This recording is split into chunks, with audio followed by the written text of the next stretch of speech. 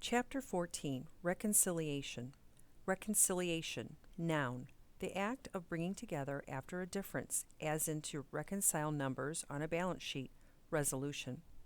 Come on, you two, Mrs. Tresky called up the stairs. If we don't go now, there won't be any room on the grass. We're coming, shouted Evan, sticking his head out of his room. Jessie was sitting on his bed, and he was trying to get her to go to the fireworks. She had her lockbox on her lap and a mullish look on her face. Just say it's a tie, said Evan. Come on, Jess. This whole thing is stupid, and you know it.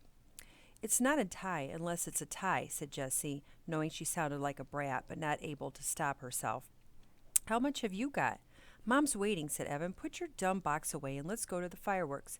How much have you got?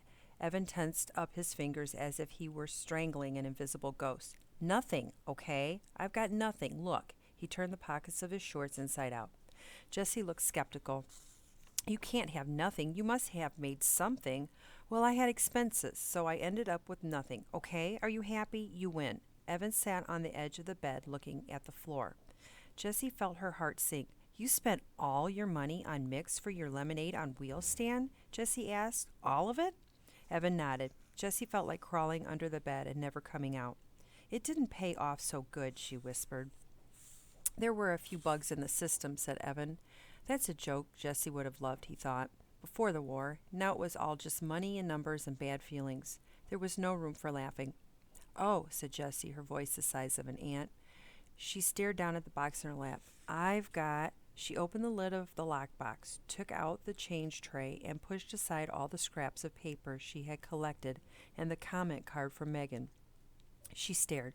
Wait a minute, this isn't my money. She picked up a handful of wrinkled, bunched-up bills. Evan lay down on the bed and covered his head with his pillow. Jessie counted the money quickly. $62.11.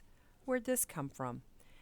I'm a mummy, said Evan from underneath the pillow. What? Said Jessie. Take that dumb pillow away. I can't understand what you're saying. She hit the side of his leg for emphasis. It's my money, he shouted, still through the pillow.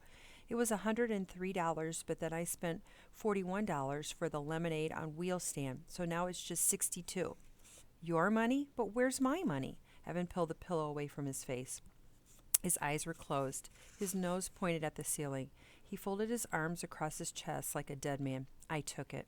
Well, give it back, said Jessie. This time she hit the side of his leg for real. I can't. It's gone. He lay as still as a 3-day-old corpse. Gone? Gone where? Jessie was shrieking now. Never in her life had she worked so hard to earn money. Never in her life had she had more than $100 in her hand. Never in her life had she had a friend who trusted her like Megan had.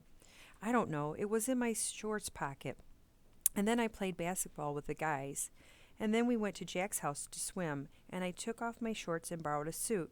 And when I went back to change, the money was gone. He sat up and faced his sister. I'm really sorry. In a real war, you fight. You fight with your hands and with weapons. You fight with anything you've got because it's a matter of life and death. Jessie felt the loss of her hard-earned money like a death, and she ripped into Evan with all the power in her body. She punched him. She kicked him. She threw her lockbox at him. She wanted to tear him up into little pieces. Evan didn't try to pin her, though it would have been easy to do. Part of him just wanted to lie on the bed and take it. Take it all, for being the one who started the whole thing by saying, I hate you, for making Jessie feel so rotten about herself just because Evan felt so rotten about himself, for taking Jessie's money and losing it to Scott, just for being so stupid. But Jessie was really going at it, and if he didn't protect himself at least a little, he was going to end up in the emergency room, and that would upset his mom. So he kept his hands up in front of his face, just enough to keep Jessie from gouging out his eyes. But he never once tried to hit her back. He was done fighting. Jessie finally ran out of gas. She lay down on the bed and tried to make her brain work. Her body was so worn out that her brain felt like the only part of her that could work. One of your friends stole my money? She asked. I think it was Scott Spencer, said Evan. He went upstairs to go to the bathroom, and then he came down all in a hurry and said he had to go home. After that, I went upstairs and the money was gone. He's such a jerk, said Jessie. The biggest, said Evan. If he gets an Xbox, I'll know it was him. It was a lot of money, said Jessie, feeling tears start to spring from her eyes and run down her face. It was, said Evan. I couldn't believe how much when I saw it. You're really something, you know that. earning all that money selling lemonade. Thanks, thought Jessie, though she couldn't say the word. Why'd you do it, Evan? She asked. She meant, why'd you take the money? And why'd you act so mean? And why'd you start this whole war in the first place? There were too many questions. I was mad at you for putting the bugs in my lemonade, he said. Well, I was mad at you for saying you wanted to pulverize me, she said. I only did that because you were hanging out with Megan and I felt totally left out. Well, how do you think I felt when you wouldn't let me hang out with you and stupid Scott Spencer? Well, I was mad at you because Jessie sat up and looked at Evan. Evan looked at the wall. Because I don't want you in my class this year, he said. Because I'll embarrass you, she said solemnly. Because I'll embarrass myself, said Evan. I never have the right answer in math, and I read slower than everyone when I read out loud, and I make mistakes all the time, and now with you in the class, it's going to be worse. They'll all say, wow, he's even dumber than his little sister. Evan's shoulders slumped, and his head hung low. You're not dumb, said Jessie. I know you don't think I am, he said, and that stinks too, that you're going to see how dumb I am in school. You're not dumb, said Jessie again. You made $103.11 selling lemonade in just 5 days. Yeah, but you made $208, you see? You're my little sister and you're twice as smart as me. Jessie shook her head. Half that money is Megan's. She just gave it to me to give to the Animal Rescue League. I only made $104. Evan unslumped. Really? Jessie nodded yes. So you made $104 and I made $103.11, said Jessie. So it was really a tie, said Evan. No, said Jessie, I won by 89 cents. But I mean, come on, said Evan. After all that, it was practically a tie. No, said Jessie, it was close, but I really won. Wow, we pretty much tied, said Evan. Jessie decided to let it go. For the first time in 4 days, she didn't care about who had more and who had less. Besides, she was waiting to see how long it took before Evan figured it out. Not long. Holy crud, he said suddenly. I lost Megan's money too.